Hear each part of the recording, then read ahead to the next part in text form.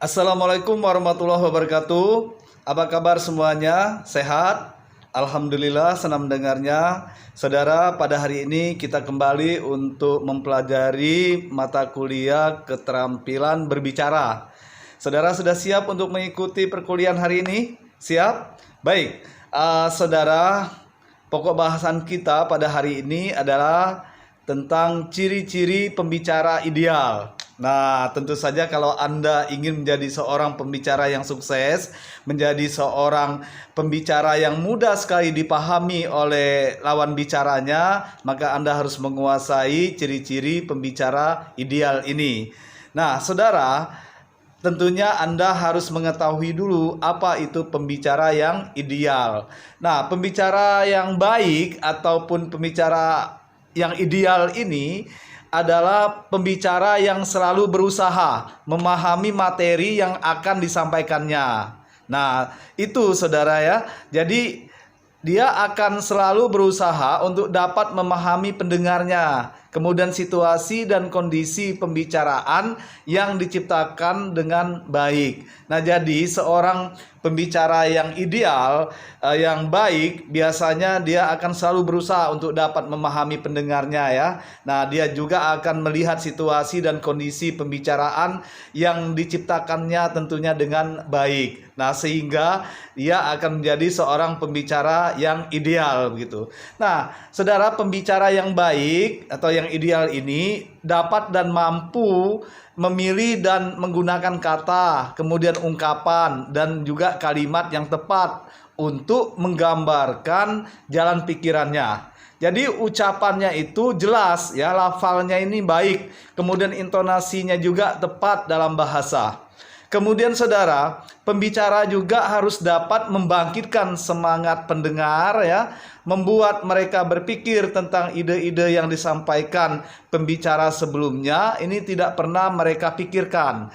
Jadi saudara, pembicara itu memang harus betul-betul mampu untuk membangkitkan semangat pendengarnya, sehingga nanti pendengar itu akan aktif untuk menyimak apa yang Anda sampaikan. Nah, kemudian saudara, coba kita lihat ciri-ciri pembicara yang ideal itu bagaimana. Nah, saudara, ciri-ciri pembicara yang ideal itu yang pertama itu dapat memilih topik.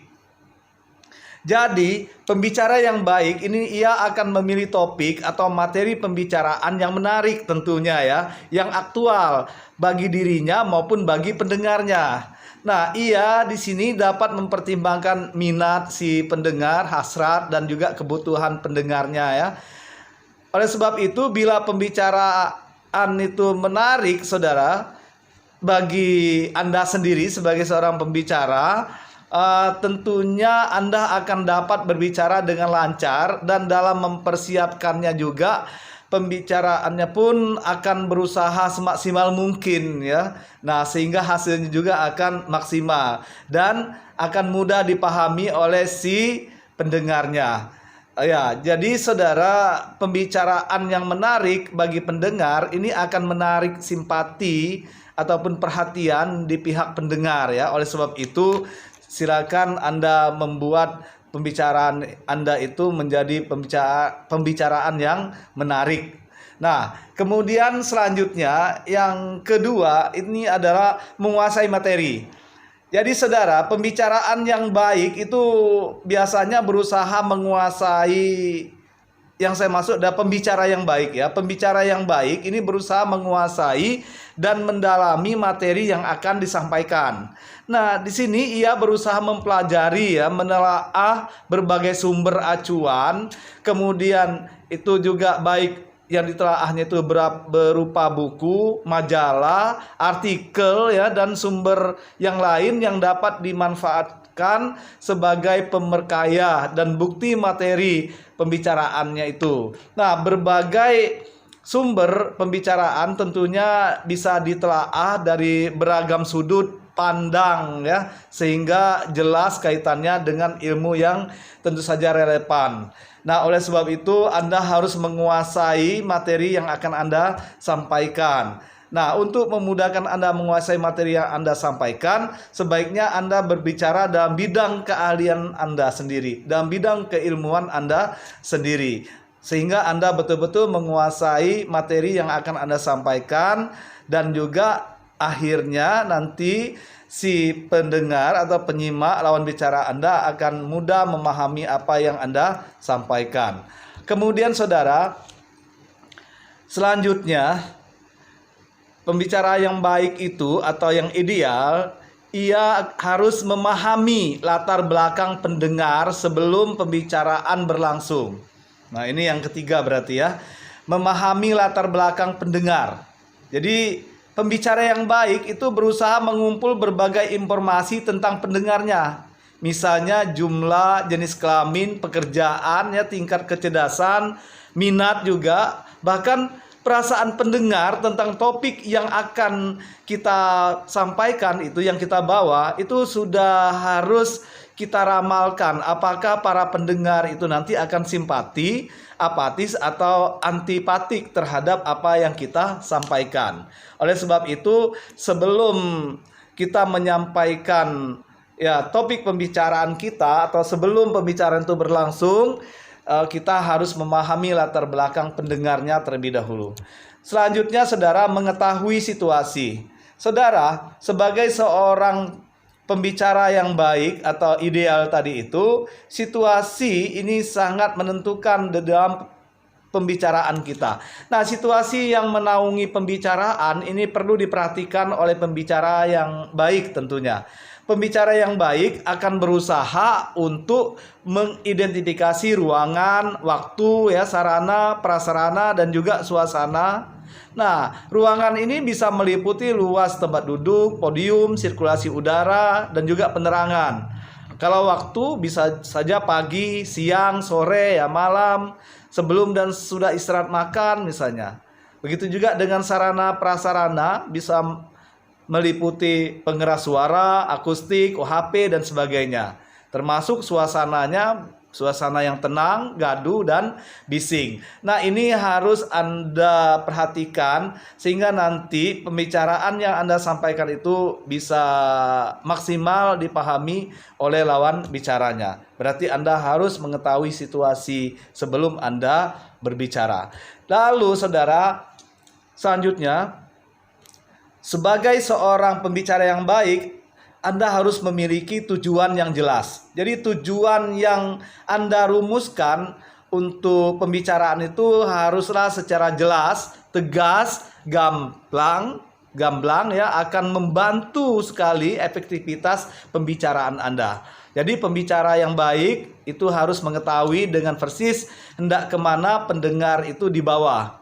Apakah pendengar hendak dihibur, diberi informasi, kemudian diyakinkan, atau distimulasi. Nah, dengan demikian tentu saja pembicara mengetahui dengan pasti respon yang akan diberikan oleh para pendengar tersebut. Nah, paham saudara?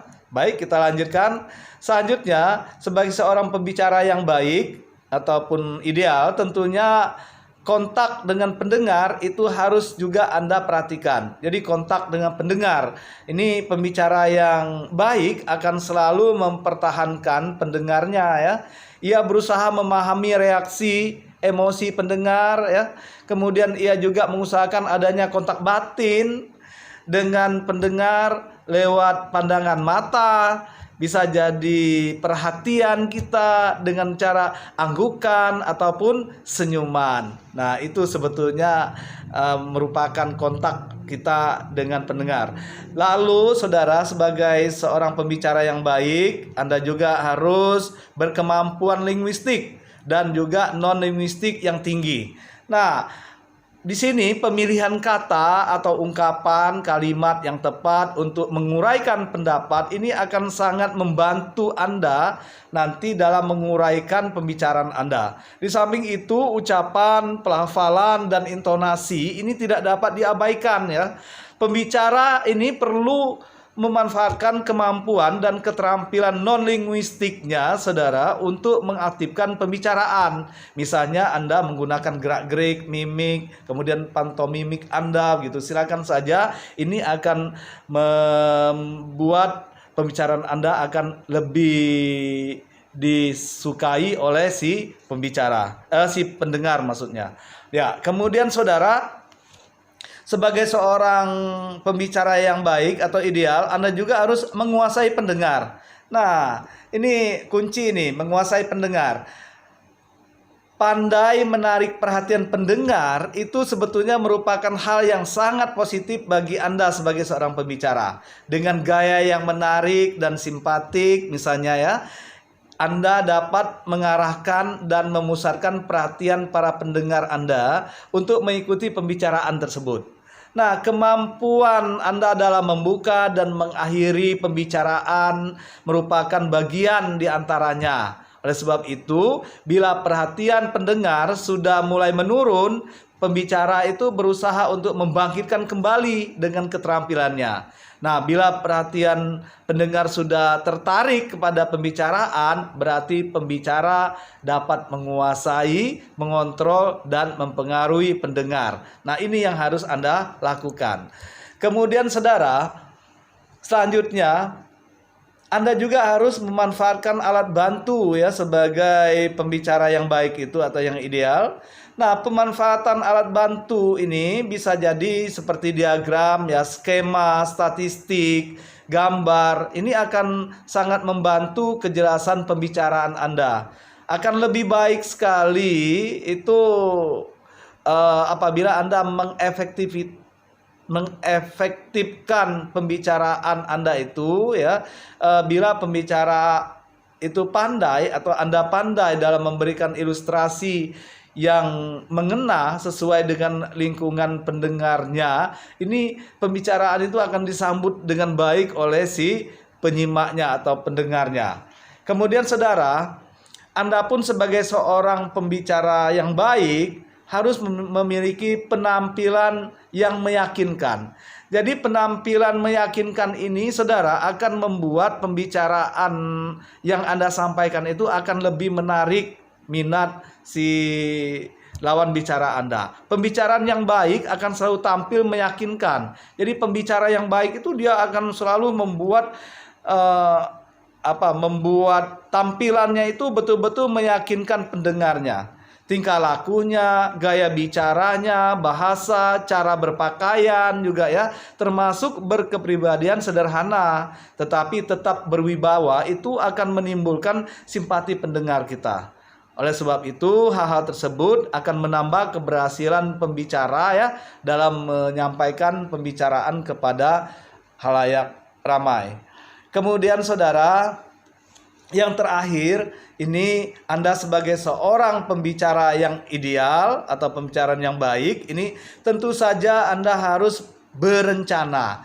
Jadi sebelum memulai pembicaraan, Anda harus membuat suatu rencana dulu.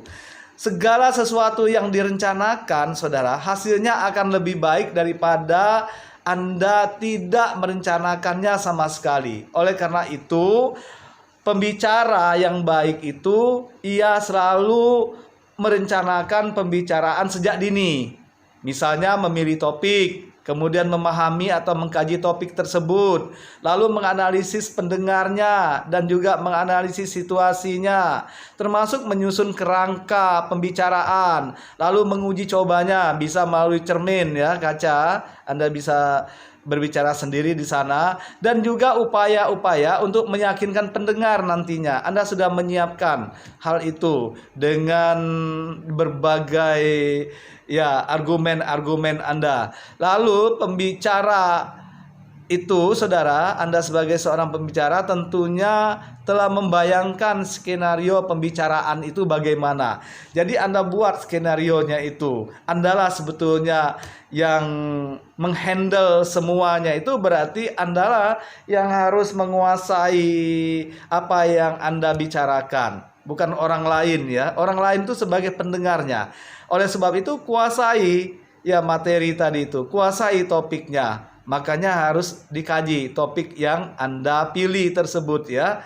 Lalu dengan adanya perencanaan ini, saudara, Anda akan sukses di dalam berbicara.